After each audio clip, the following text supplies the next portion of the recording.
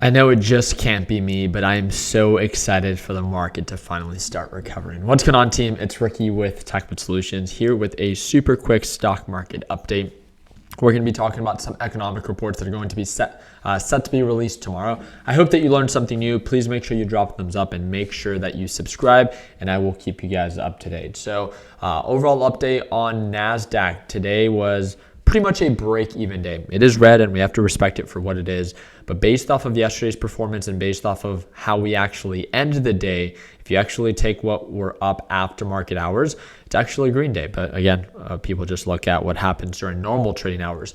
On the 1 hour time frame, again, I like to focus on a little bit larger time frames when trying to perform an overall technical analysis to have a better understanding of market direction. First things first, market is still bearish. We're still getting rejected by the EMA line, making lower highs and lower lows, right? But we're showing signs of a support right around that 270 range. Tomorrow, there are two reports that I'm mainly going to be paying attention to, and that is the Consumer Confidence Report and the existing home sales. Again, these two reports get released 30 minutes after the market opens. And if you're part of my Learn Plan Profit group, we will be live streaming and trading live while these reports are being released. So again, if you want to learn more about our Learn Plan Profit group to see if it's a good fit for you, that's going to be that second link in the description down below, and you can watch me trade live as soon as tomorrow. But yeah, Consumer Confidence Report and existing home sales are going to be reported tomorrow. And again, what are the expectations? So consumer confidence came in at 101.0. The prior was 100.2. I'm sorry, the expectation is 101.0. So they actually expect consumer confidence to actually go up. When it comes down to existing home sales, we previously reported 4.43 million, and we actually expect it to go down to 4.2 million, right? Remember, the market will most likely react in a positive way if we come in lower than expected. It's because of how we perceive the news, right? Of what is actually reported. We are trying to look at it behind the glass of the Federal Reserve. So if the market is actually showing that it's slowing down, right? So less homes being sold, less than expected, would actually be a slowdown in the economy, at least for existing home sales. So therefore, that would be a positive notion for the Federal Reserve. Of course, it's not a positive notion for the overall market, but it's a positive notion for the Federal Reserve. So if it comes in anything lower than 4.2 million home sales, existing home sales, again, this will most likely cause the market to go up.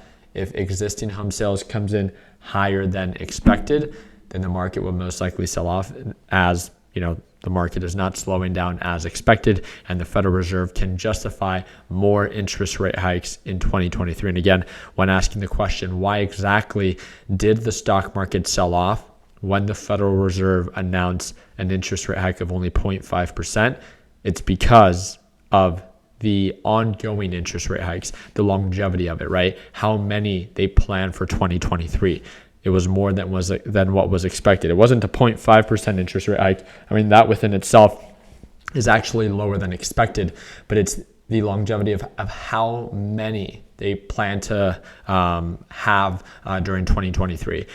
But when you look at this on the 4 hour time frame, I don't know if it's just me, right? I talked about my position that I have on TQQQ, right? I entered with $20,000. I'm still holding that. I also did day trade, right? I wanted to show you this. I closed my position, everything but my one lucky share. It's something that it's a kind of like an inside joke that me and my Learn Plan Profit team kind of have. But as of right now, SQQQ, I locked in my profits. I left myself with my one lucky share, $4,200 profit on the day. And now I'm ready for this to actually begin to sell off, right? When it comes down to the actual NASDAQ market, I have my alert sets. Again, a goal is something to work towards, not something that actually has to go according to plan. But if we do break above this EMA and begin to make higher highs and we begin to trade above that 272 range, I told my Learn Plan Profit team today during my live trading session, that is going to be my green light to add more to my position. Remember, 3 stages of a reversal: rejection, consolidation, and then we wait for confirmation. Once the opportunity does present itself, that's when I will add more. Not everything, but that's when I will begin to add more to my swing trade. And again, if we look at overall with where we're at right now to what it potentially has to offer, a realistic resistance would be right around that 295 range. And that's nearly a 10% return on QQQ, which means 3 times that on TQQQ, which is roughly around 30%, right? I'm very excited, but again, I'm being optimistic. If the market sells off again tomorrow, just like we did today, I will short the market and not be afraid to lock in profits. There's nothing wrong with day trading a position that you have no intention of holding for a long period of time, as long as that's your actual intention, right? As the market is oversold, I am taking advantage of these oversold levels to buy into it, right? Whatever company I see value in, I'm choosing to trade NASDAQ ETFs. You could be buying into Amazon. You could be buying into Apple, being at 52-week lows, right? At the end of the day, you choose what you choose to invest in or swing trade or day trade, but you form the plan prior to something happening. So when the opportunity does present itself, you're able to effectively take action. So I just wanted to update you because I know a lot of you guys appreciated my video yesterday breaking down my swing trade.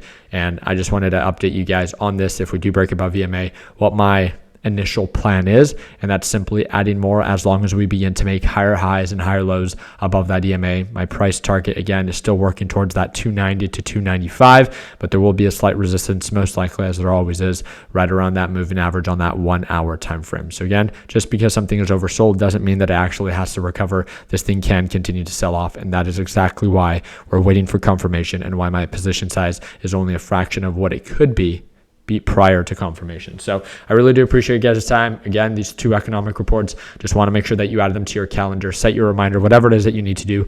Or if you're tired of guessing and you're ready to actually start learning. Again, I trade live every single day with my Learn Plan Profit group. They get to watch me trade live. They get access to our private group chat. They get access to the TechBuds HQ, and they get access to the A to Z video lesson library. It's a one-time payment, lifetime access. And again, right now it's $150 off. And that's that second link in the description if you're ready to join our team.